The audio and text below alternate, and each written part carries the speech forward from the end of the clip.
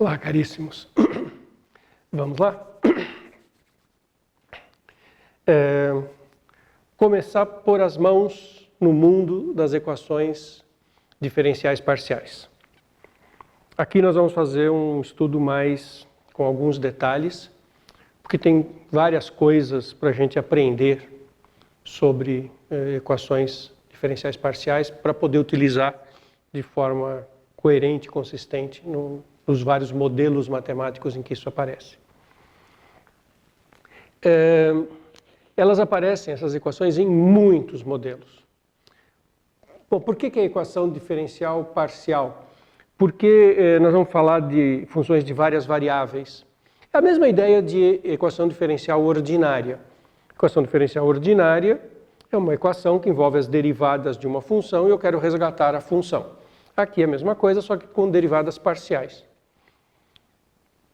Por que isso é mais relevante? Não sei, mas por que isso é muito relevante? Porque um monte de fenômenos dependem de mais de uma variável.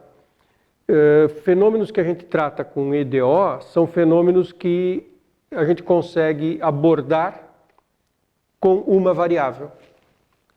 Um dos métodos de trabalhar com EDPs, as derivadas, equações diferenciais parciais, nós chamamos de EDP. Um dos métodos que a gente usa aqui, inclusive, é o método que eu vou detalhar, é de separação de variáveis, que meio transforma o problema em equações diferenciais ordinárias. Mas, tipicamente, uma EDP eu nem sempre consigo transformar em EDOs, e elas são super relevantes. Então, tecnicamente, o que é uma EDO? Eu gosto da seguinte frase: uma equação diferencial é uma fórmula que envolve uma função e suas derivadas e que você iguala a zero. Por que iguala a zero? Você passa tudo para o lado de cá do sinal de igual. Então, o que é uma EDP? É uma fórmula que tem variáveis x1, xm e uma função de x1, xm e suas derivadas parciais.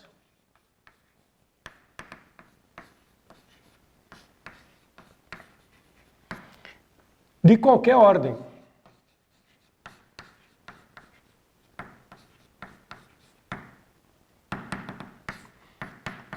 Então, imagina uma fórmula envolvendo diferentes variáveis, uma função e as derivadas parciais de diferentes ordens.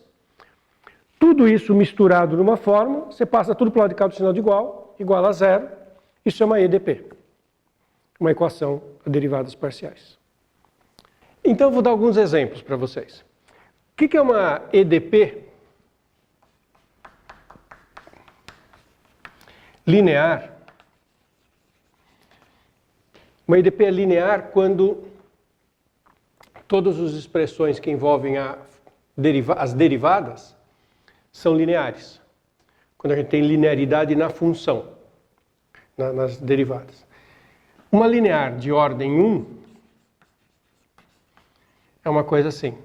Eu tenho uma função a de x1, xm, del u, del x1, mais, uma função ak, am, de x1, xm, a derivada parcial de ordem m. Então, só tenho as primeiras derivadas parciais, vezes funções nas variáveis x1 e xm, mais a função u, mais uma função a0, ou eu posso imaginar que eu passei tudo dividindo. Bom, tem aqui a u de x1, xm. Então, eu vou até derivação de ordem 1 e com coeficientes que não estraguem a linearidade da u, nem dos del u, del x. Isso é uma linear de ordem 1. Vou falar um pouquinho delas ainda hoje. Mas, por exemplo, um exemplo importante, a equação da onda. Equação da onda em quantas dimensões você quiser. Em 3 dimensões, ela é dada pela seguinte expressão. Eu tenho uma função u, que a derivada parcial no tempo é igual a uma constante, vezes a soma das derivadas parciais de ordem 2,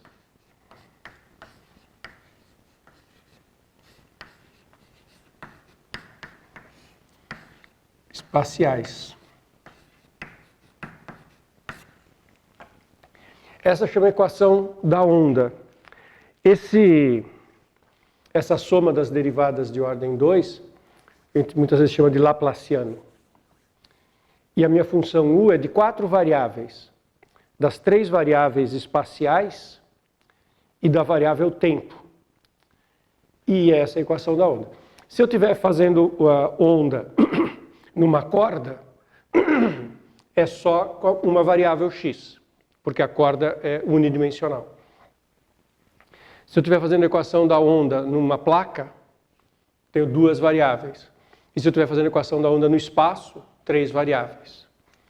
Mas essa equação é uma equação em derivadas parciais e é aquilo que a gente chama de equação da onda. A equação do calor.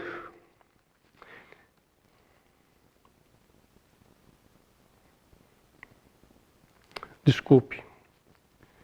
Essa é a equação do calor. Eu chamei de equação da onda porque eu estou distraído. Essa é a equação do calor.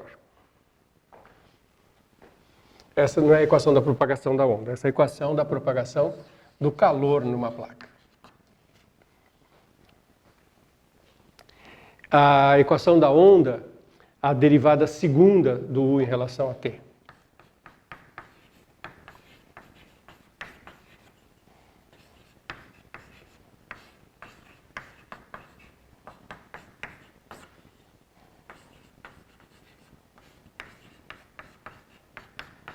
Então, olha só.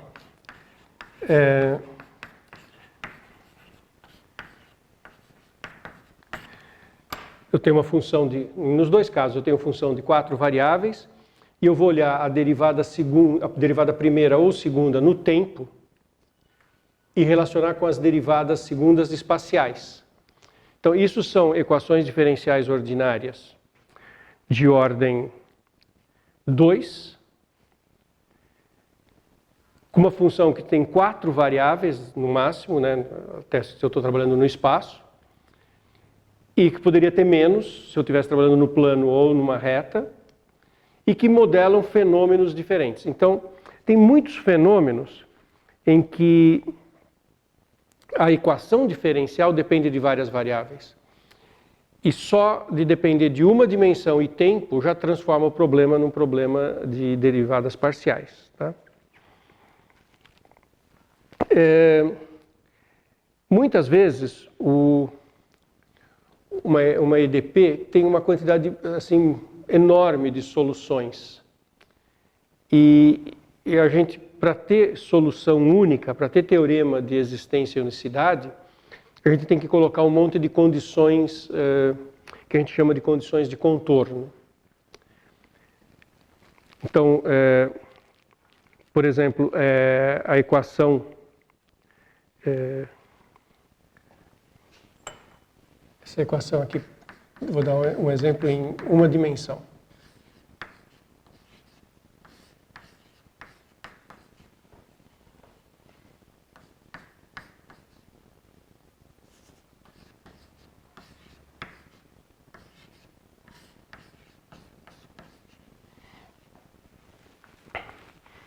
Essa equação da onda em uma dimensão. A constante aqui eu quero que seja positiva, por isso que eu pus C ao quadrado, só para garantir o positivo. Essa a gente chama de equação da corda vibrante.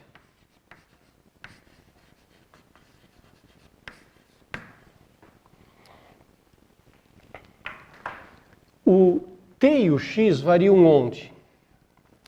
É interessante observar isso porque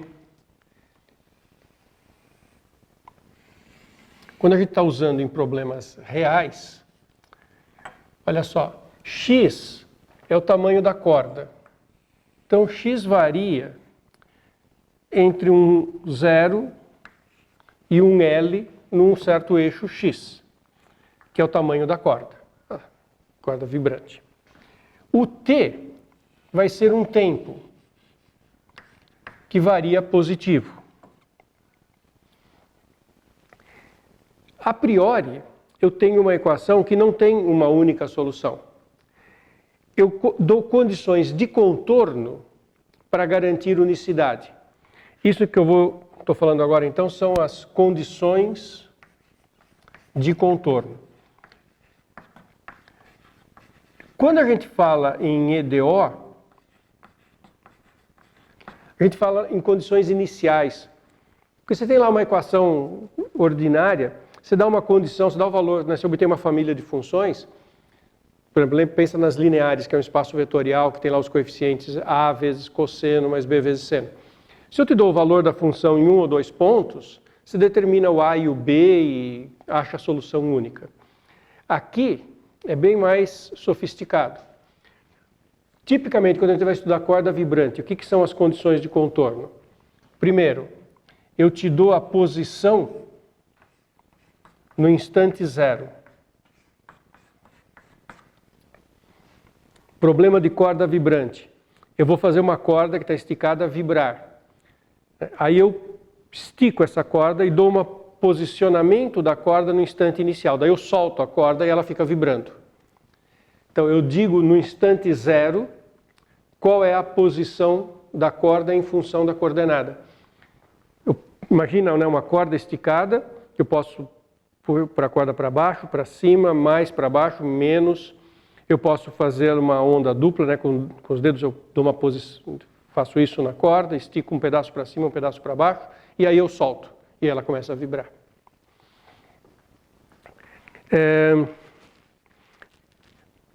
Eu tenho que dizer qual é a velocidade da corda no instante inicial. Qual que é a deriva...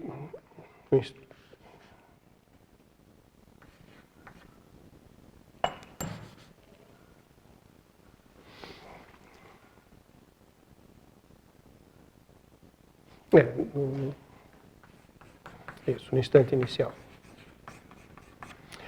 No instante inicial, eu digo qual é a velocidade com que essa corda vai subir ou descer. Isso tem a ver com o seguinte, essas duas coisas são no t igual a zero. Não basta a posição em que a corda está.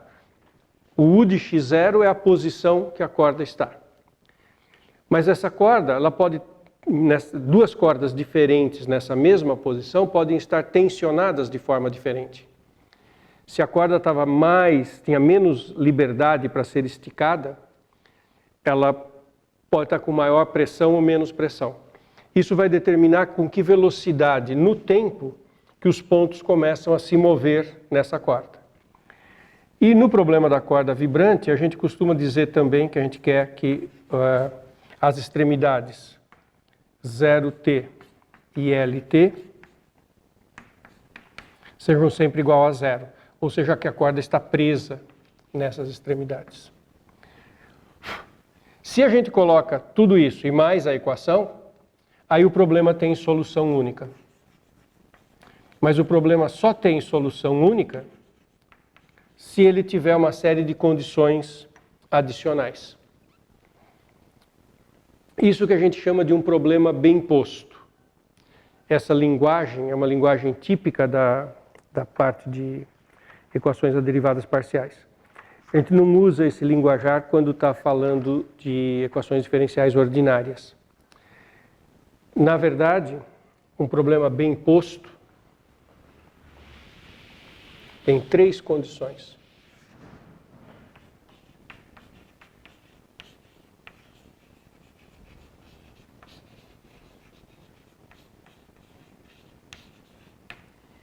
É a existência de solução, a unicidade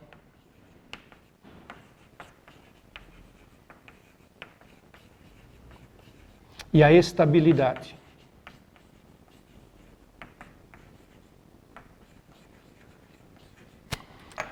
que eu quero dizer com isso?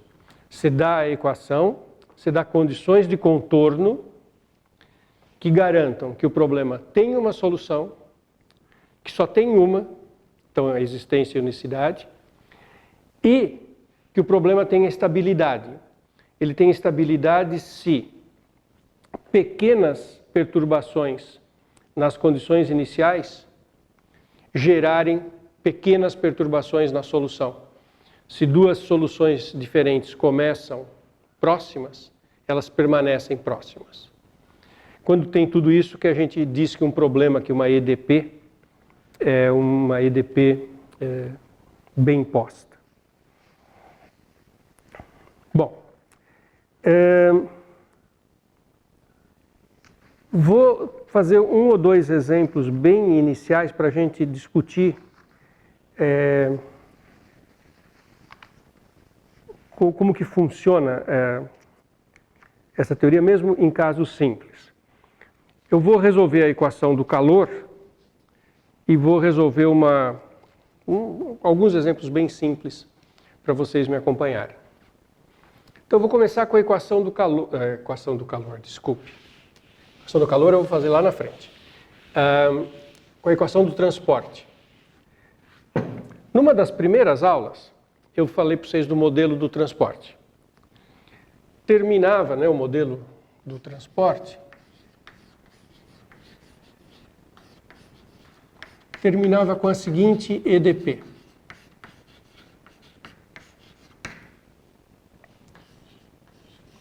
Era uma equação a derivadas parciais na densidade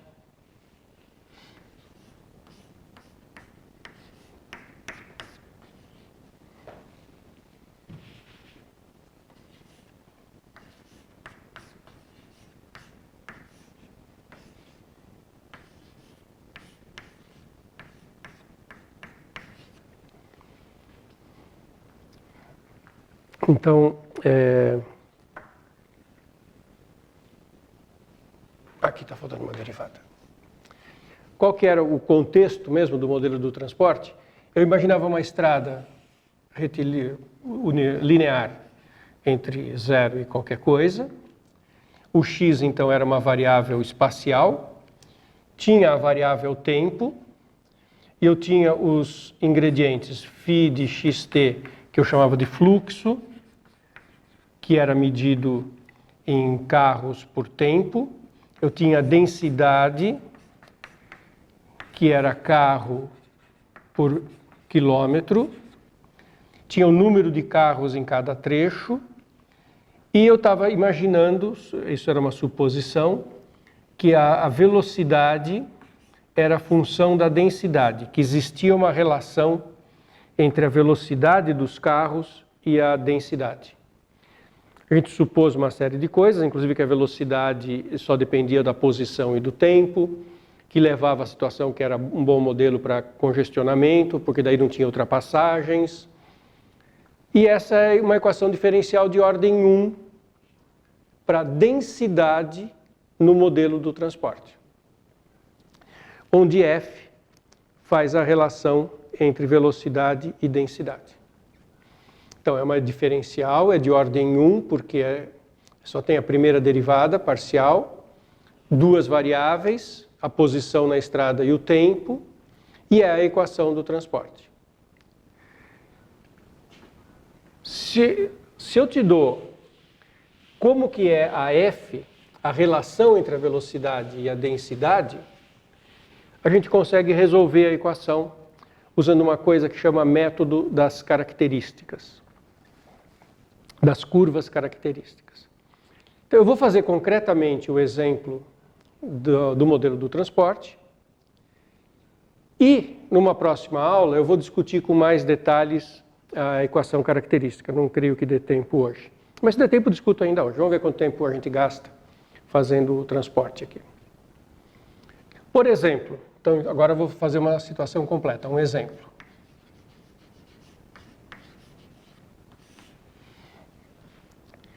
Suponha que a velocidade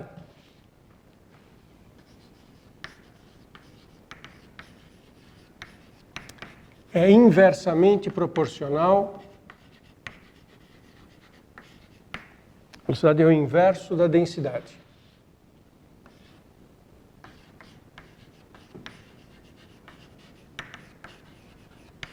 Ao quadrado.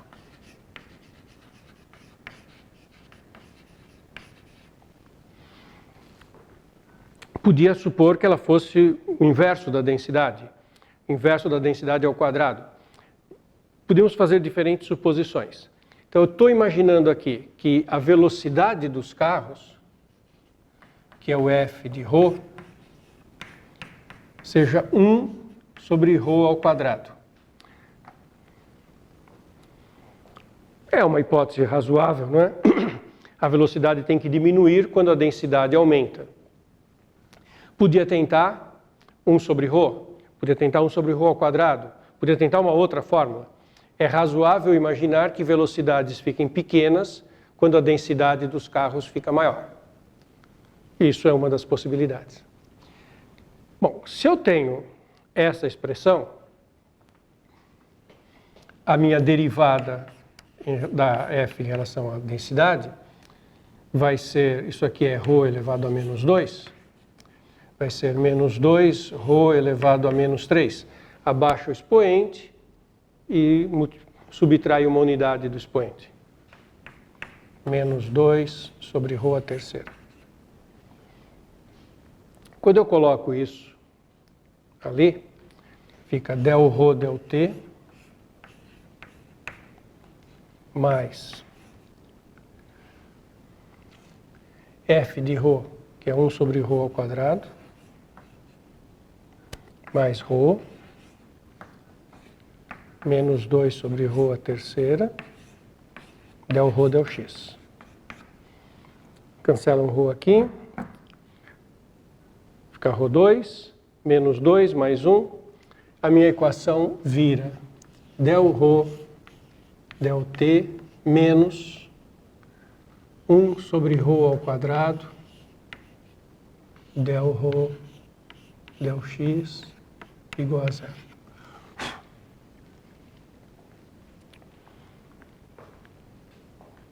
Então, agora eu vou resolver essa equação. E o que eu estou usando é um caso assim, particular do método mais geral. Tá? O que eu estou olhando aqui? Olha o gradiente da densidade. O gradiente da ρ é del ρ del x, del ρ del t. Porque eu coloquei nessa ordem, né? Ρ, o x primeiro e o t depois. E o que eu estou dizendo é que esse vetor é perpendicular ao vetor menos 1 sobre ρ ao quadrado, 1. Por que é perpendicular? Porque o produto escalar, del ρ del x menos 1 sobre ρ ao quadrado, del ρ del t, 1, dá 0. E o gradiente, então, é perpendicular a esse vetor. O que isso significa? Observe que numa de ordem 1, vai ser comum uma coisa desse tipo, né? Você vai ter produto escalar dando 0, porque você monta o vetor gradiente com as derivadas de ordem 1, olha os outros coeficientes, é um produto de vetores dando 0. Isso significa que essa expressão aqui tem a ver com as curvas de nível da função que eu busco, da função densidade. Por que tem a ver com as curvas de nível? Porque o gradiente é perpendicular às curvas de nível. Então, se eu conseguir entender essas curvas, eu consigo entender a função em questão. Eu preciso que isso sejam as curvas de nível da minha função. Então, o que eu vou buscar são as curvas de nível.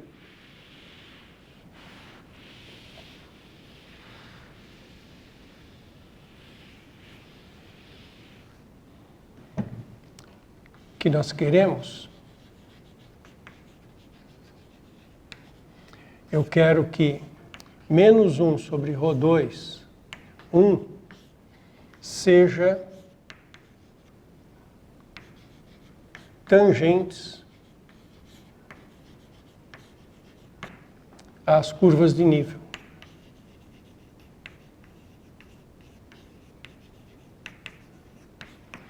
Importante que isso fique claro. Isso é uma metodologia que está muito presente em estudo de EDP.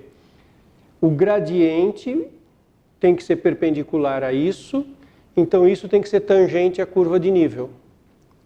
Mas como será que são as curvas de nível? Bom, o que eu tenho? Vamos imaginar então curvas de nível.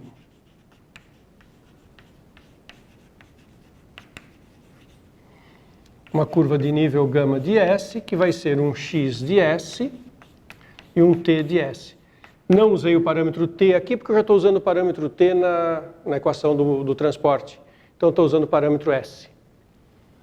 Bom, para que isso seja curva de nível, o vetor tangente é o x' de S e o y' de S. Desculpe, x' de S e t' de S. E eu quero que esse vetor tangente seja desse tipo. Eu vou pôr igual, podia ser múltiplo, mas vamos pôr igual. Menos 1 sobre ρ2, 1.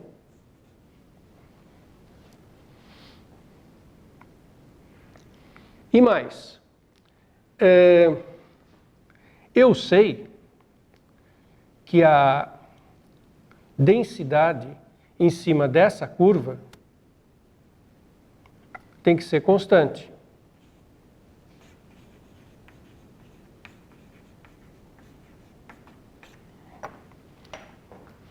Então, eu estou tentando entender essas curvas.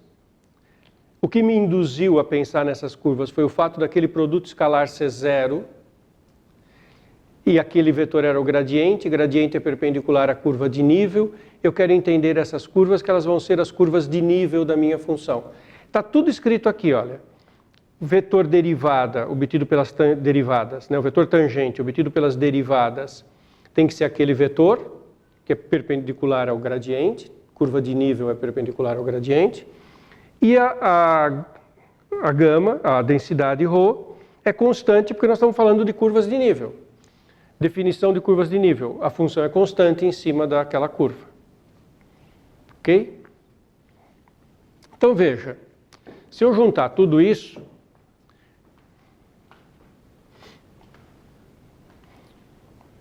eu vou ter o x de linha de S,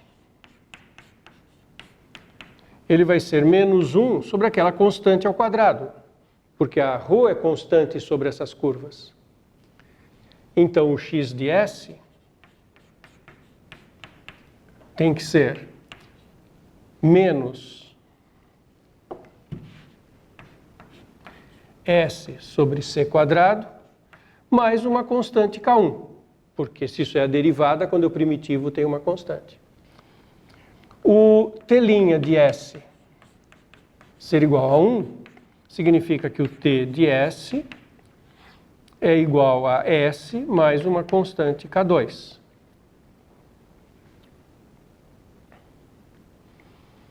E agora eu vou relacionar essas variáveis.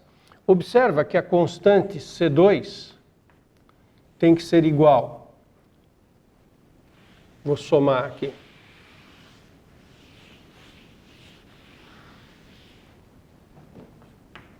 Isso aqui é igual a C2 menos S mais C2K1. Já fiz a soma das frações.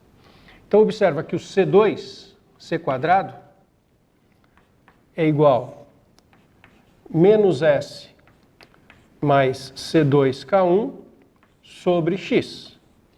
Simplesmente troquei o X e o C quadrado. Menos S é igual a menos T,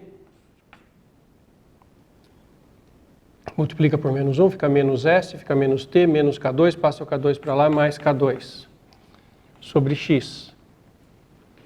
Então, o C se relaciona com essas variáveis todas por essa expressão. K2 mais C quadrado K1. Então, o C se relaciona com as variáveis pela seguinte expressão. Tem uma constante que é K2 mais C ao quadrado K1 menos T sobre X. Sobre as nossas curvas, isso tem que ser constante. Sobre as curvas de nível, isso tem que ser constante. Essa expressão. Bom, por um segundo eu vou chamar K2 mais C quadrado K1 de uma constante nova, de uma constante K. E eu vou considerar a seguinte função. Densidade de xt igual raiz quadrada de uma constante K menos T sobre X. Ora, essa função é constante sobre essas curvas.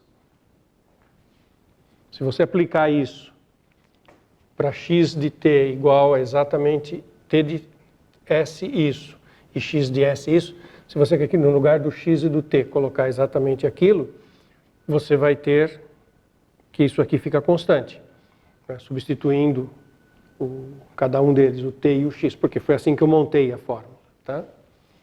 Então, isso é constante sobre essas curvas.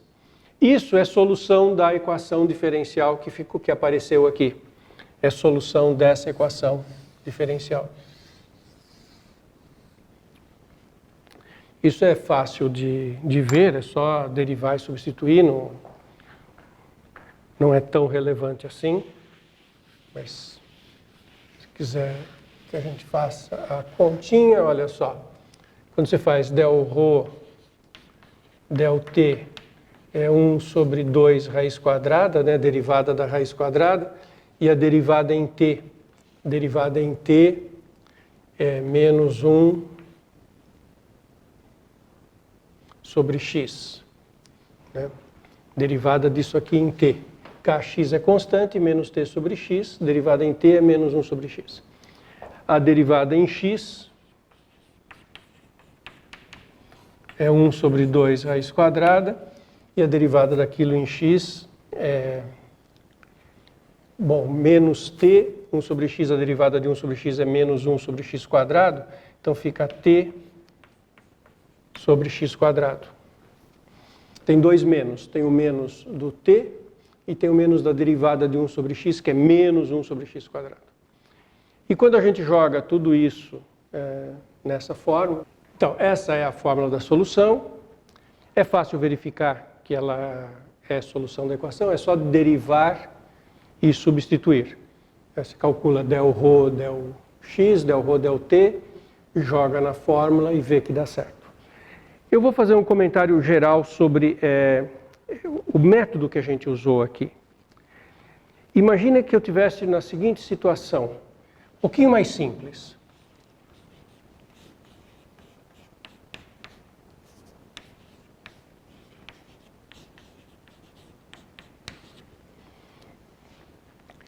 Constante del u, del x, mais constante del u, del y. Isso significaria que o gradiente da u é perpendicular ao vetor AB. Se isso fosse constante, daí eu estaria com um vetor constante. Isso significaria uma coisa assim. Pegando o vetor AB numa posição qualquer, significaria que o gradiente é sempre perpendicular ao mesmo vetor.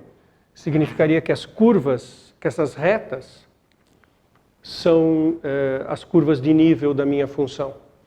No meu caso, as curvas de nível eram um pouco mais complicadas, mas a ideia por trás é essa. Eu acho o vetor que tem que ser o vetor das curvas de nível.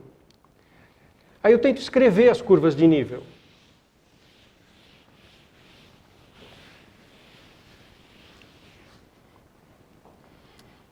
Como é que eu escrevo a equação das retas, feixe de retas paralelas ao vetor AB? Então, as retas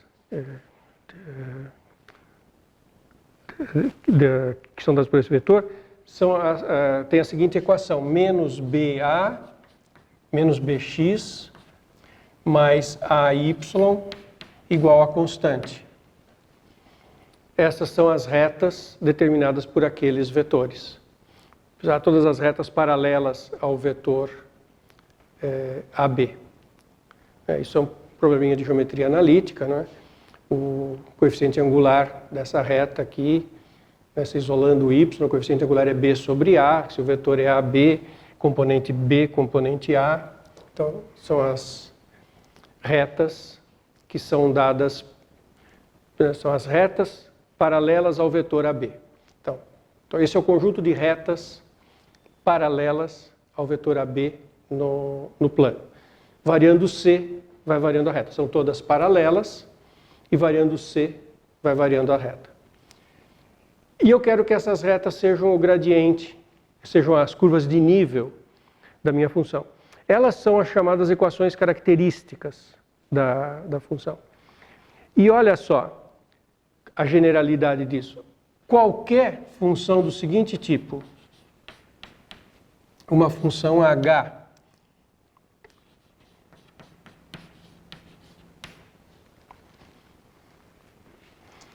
de menos bx mais ay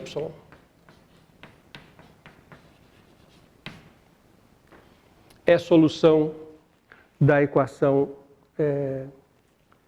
da EDP. Por quê?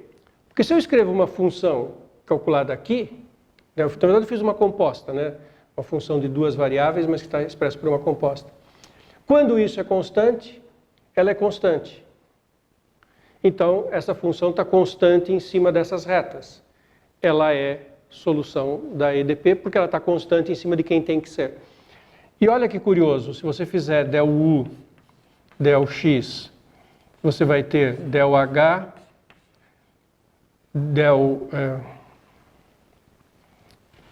você vai ter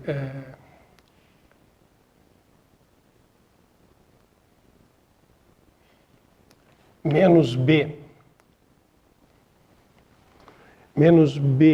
H'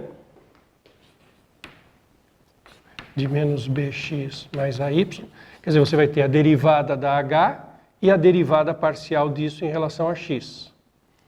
E del U, del Y vai ser A vezes a derivada da H. Imagina que H é uma função de uma variável real. Então você tem a derivada calculada aqui vezes a derivada parcial, regra da cadeia, e a derivada calculada aqui vezes a derivada parcial. E agora se multiplica o del U, del X por A e o del U, del Y por B. Então fica menos AB mais AB, H', soma dá zero. Então qualquer função calculada em cima dessa expressão é uma solução da equação. Observe então o que aconteceria se eu tivesse a seguinte EDP. Que exemplo interessante. Del U, del X, menos 2 del U, del Y, igual a zero. Situação parecida com aquela. Bom, o vetor AB é o vetor 1 menos 2. A minha função U de xy é qualquer função h calculada na expressão 2 menos b, 2x mais ay, mais y. Qualquer função desse tipo é solução da EDP. Se você der uma condição inicial, então imagina que eu diga quanto que é U de 0y. Dou uma condição inicial qualquer. Se eu dou uma condição inicial, que isso é uma função de y, e eu coloco aqui, eu acho o h de y. Se eu digo que essa condição inicial aqui é seno de y, então h de 0 mais y é seno de y, e isso é h de y. Então, nesse caso, a solução do meu problema seria U de xy igual a seno de 2x mais y.